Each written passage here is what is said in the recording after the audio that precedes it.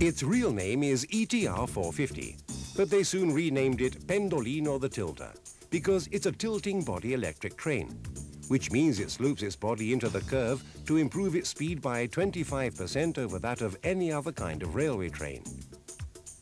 So it's no mere coincidence that it happens to connect Roma Termini with Milano Centrale in just 3 hours 58 minutes. Now, that's a record when you think that many of the 547 kilometers between Italy's two most important stations run through and on the Apennine Mountains. But that's not all. ETR 450, with its maximum speed of over 250 kilometers an hour, is the world's fastest train on conventional lines.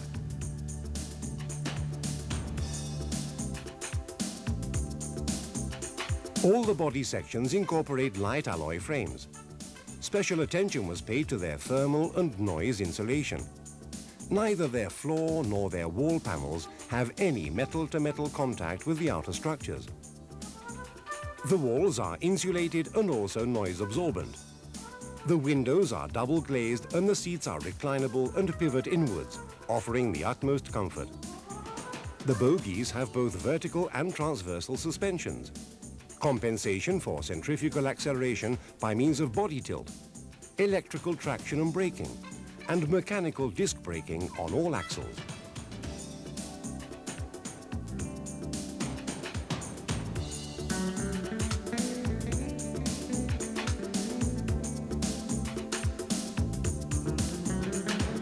So it's a very fast train, but unlike the motor car, which usually becomes more uncomfortable the faster it goes, Pendolino embodies every imaginable comfort, studied in the smallest detail from the design stage on. This futuristic ETR 450 seems to have been made for the dreams of a traveling people like the Italians. At least, that's what history tells us.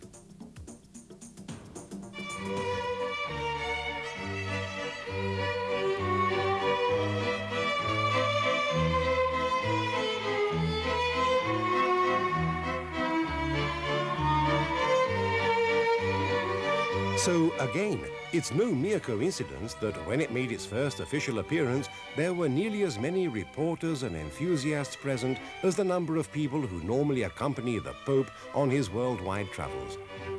Many, in fact, commented that as it entered Milan's central station, the train received something like a benediction.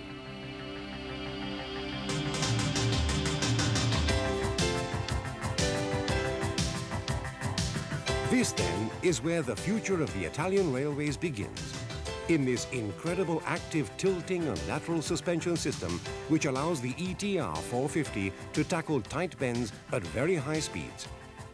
Body tilt is effected by a hydraulic system using 2 cylinders per bogie interposed between the walking beam and 2 particularly robust anchor points. The most difficult problem for the designers was how to get the tilting started at the correct moment. The body section has to change its position while still on the transition curve and be in the required position when approaching the circular curve and when returning to a section of straight line.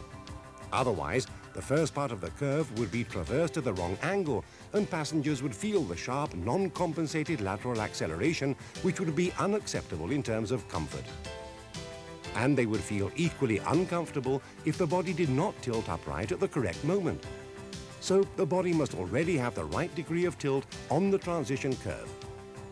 When you think that a 100-meter transition curve is covered in just 2 seconds at 180 kilometers an hour, reaction time is very short indeed. That is why the body is tilted by means of a servo mechanism and not through spontaneous pendular tilting.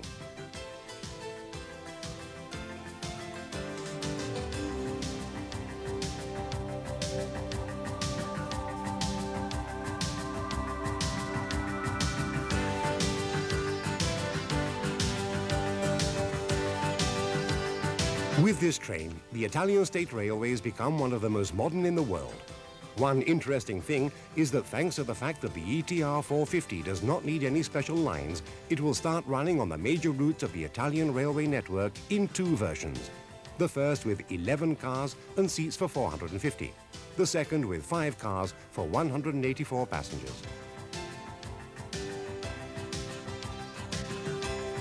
With the ETR 450, we enter the new era for Italian railways. Who knows, one day perhaps, some Italian writer will join G.K. Chesterton and say, "Keep for yourselves your Byron who relates the downfall of man. I shall shed tears of pride as I read the railway timetable."